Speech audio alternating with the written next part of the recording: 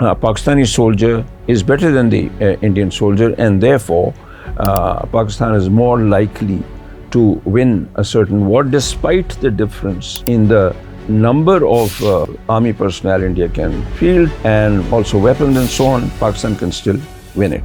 Mr. Jinnah's view was that the states were fully entitled to say they would join neither Constitutional Assembly, that means that they didn't want to join Pakistan or India, they could, and states were sovereign states.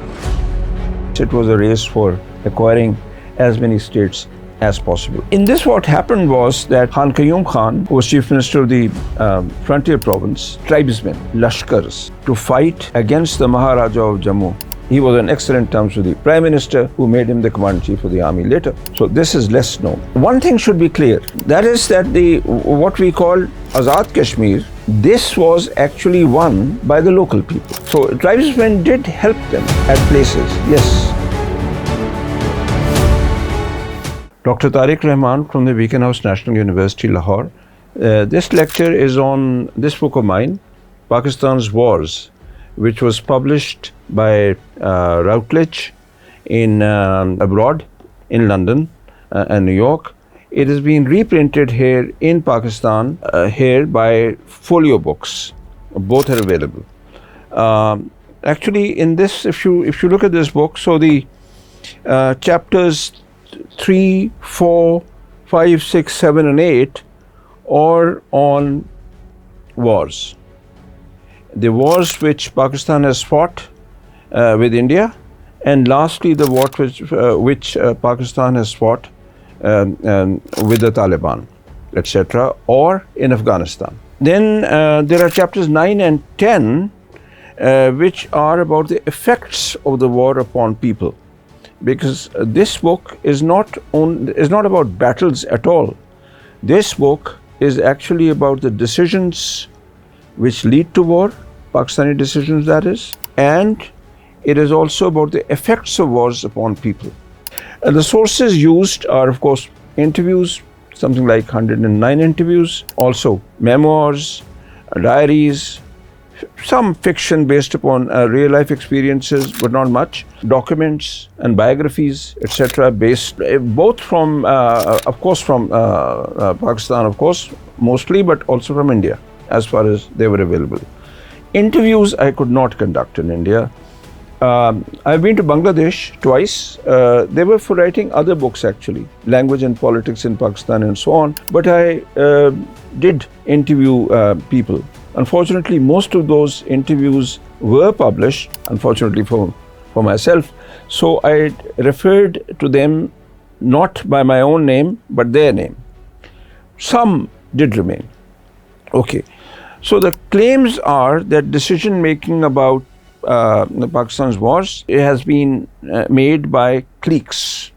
By cliques, I mean a number of people, mostly military officers, who are not acting like the state, even if they are functionaries of the state. But for plausible deniability, they are acting as a clique. And sometimes they don't even inform the government, etc.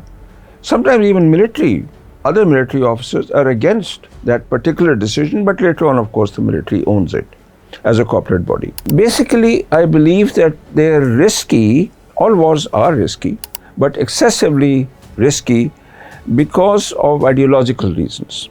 Now, the ideology is something which gives a sort of a map in the mind about people's behavior, about the world, a worldview, etc. Now, here the ideology of the Pakistani decision makers seems to be that India is first of all a civilizational foe, not an enemy in the ordinary sense of the word, because that keeps changing, but a civilizational foe. And secondly, Pakistani soldier is better than the Indian soldier, and therefore Pakistan is more likely to win a certain war, despite the difference in the number of army personnel India can field and also weapons and so on. Pakistan can still win it. And of course, one overriding reason is that Kashmir must be won. So those are the imperatives. Right. Let me explain what I mean by clique first. It's a group, though some of its members might have held most important de jure offices of the state. Nevertheless, they made decisions about war and peace in covert, clandestine ways, because of plausible deniability, or because this view they could not share with other decision makers who might have resisted them. So these are not, in that sense, the legal decisions of the Pakistani state as such. Right. So let's first talk about the 1947 war. This war is, of course, about Kashmir. It so happened that when the British left India, British India was divided along lines of religion: Hindu, Muslim. Right. But the princely states were given a choice whether they wanted to join Pakistan or India.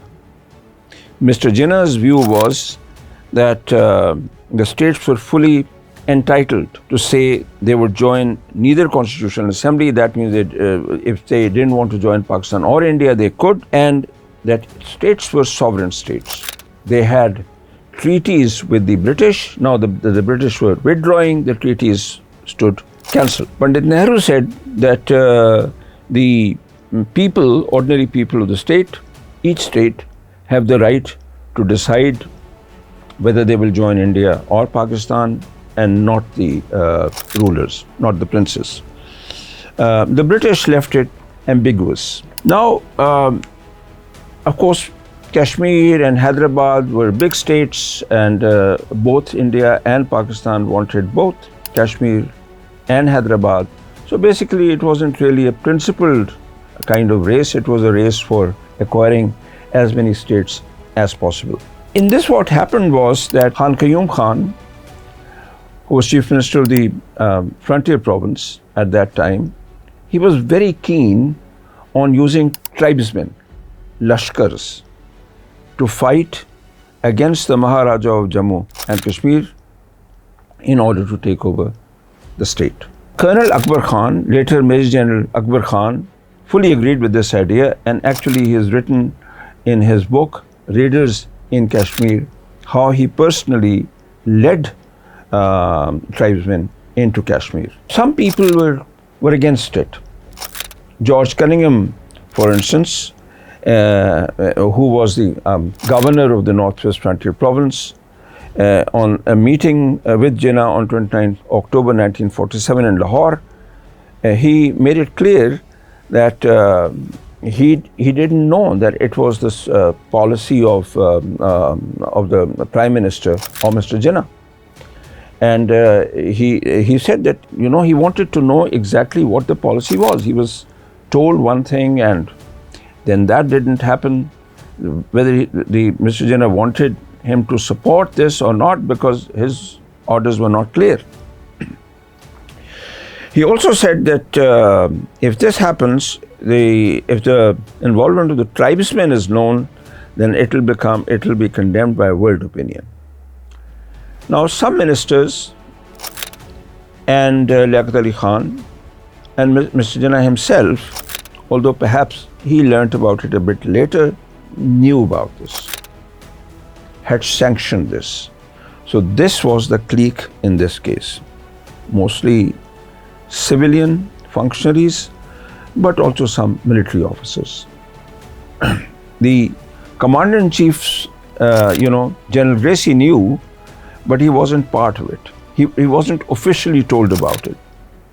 And General Messervi, who was the actual Commander-in-Chief of the army, actually he was on leave, he knew about it also. And actually he helped Akbar Khan. He procured some rifles for him, which Akbar Khan has mentioned. So, the battle went on. Several battles went on. And eventually, it so happened that General Gracie, who showed disinclination for the order that the Pakistan Army should be used, in fact, he had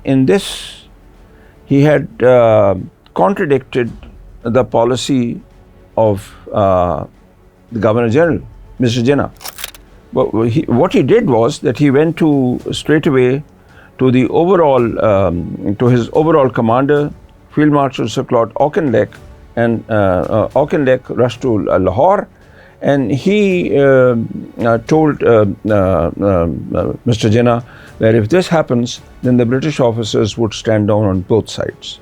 This is well known in Pakistan. What is less known, however, is that this was in the beginning. You see, because tribesmen had advanced in the valley and they had panicked the Maharaja, who had then acceded to India.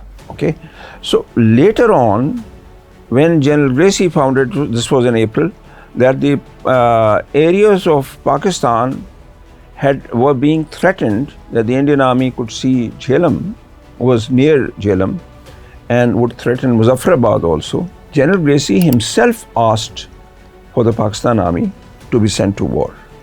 And after that, he was on excellent terms with the Prime Minister, who made him the Commander-in-Chief of the army later. So this is less known.